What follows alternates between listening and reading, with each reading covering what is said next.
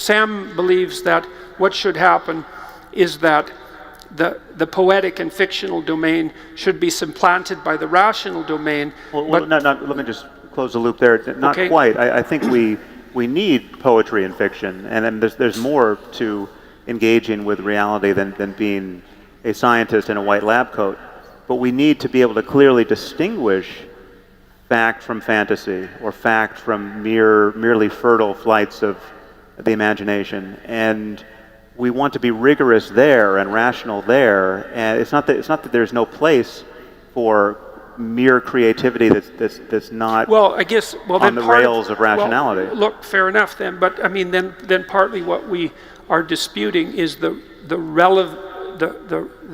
relative import and of those two domains. Let's say the poetic and the fictional.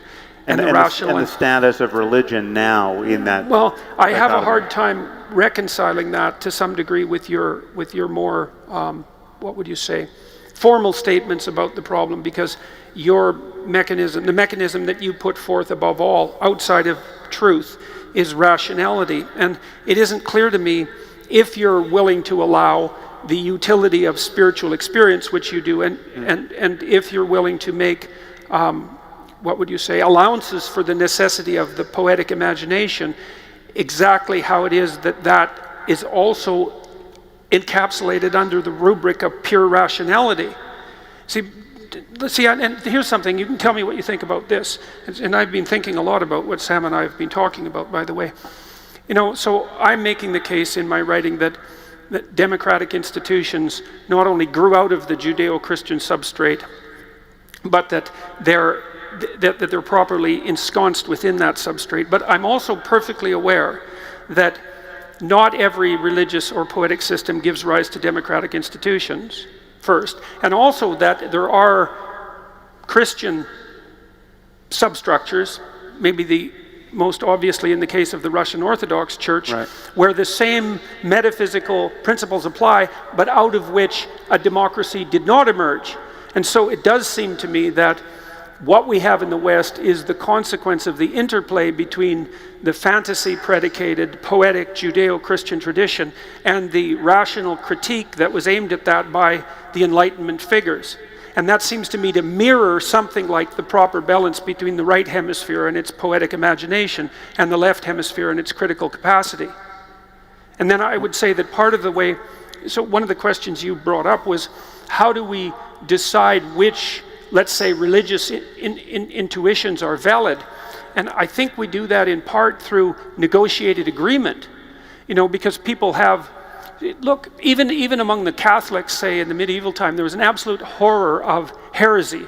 So if you were some mendicant monk and you had a profound religious vision, the probability that you were going to be tried as a heretic and burnt at the stake was extremely high, because even the gatekeepers of the religious tradition realized that religious revelation untrammeled by something like community dialogue, something like that, was something of extraordinary danger. And so I would agree with you that the poetic imagination and the ground of religious revelation is something that can lead people dangerously astray.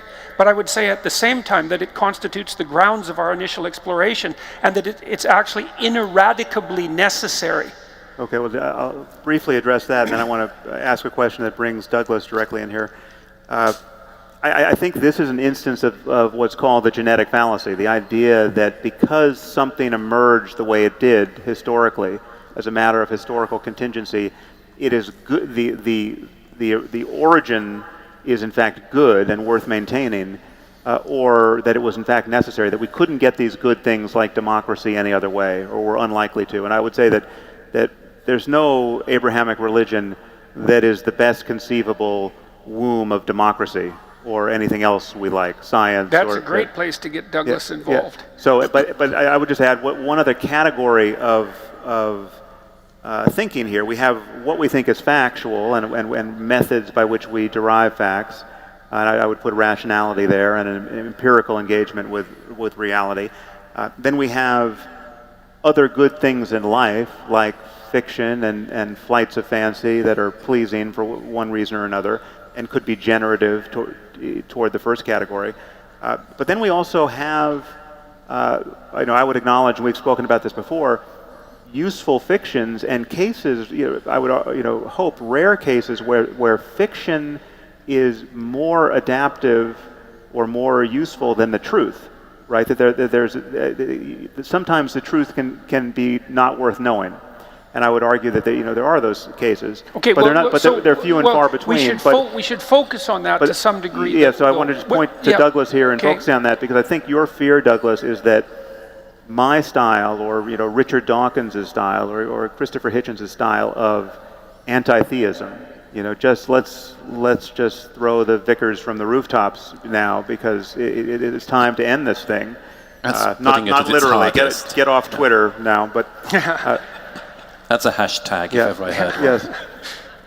Your concern has been that, and I think Jordan shares this, that so much of what is good in our Western developed societies is at the very least maintained by maintaining so-called Judeo-Christian values, or the remnants of our past religiosity, and that there is a baby in the bathwater that can be difficult to discern, and we can't empty the tub all at once, and this is very much because there's a zero-sum contest with the religious enthusiasm we see coming from the Muslim world.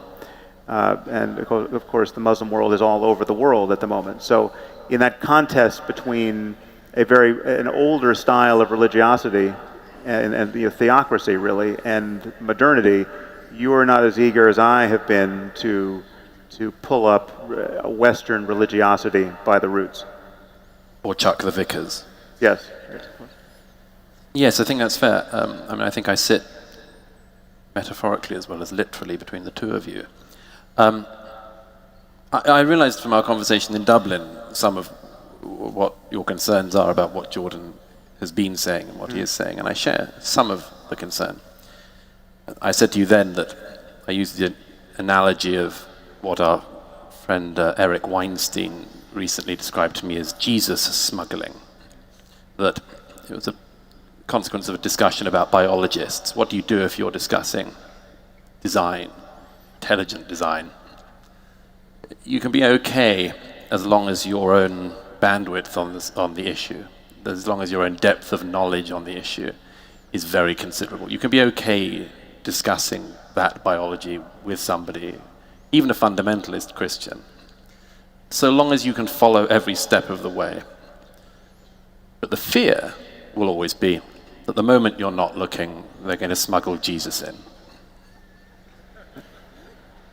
Or they'll wait till the moment that you're not comfortable anymore with the argument, the bit when you're at the very end of your cognitive ability, and then they'll, trust me. There's Jesus. Yes. There's Jesus. Yeah.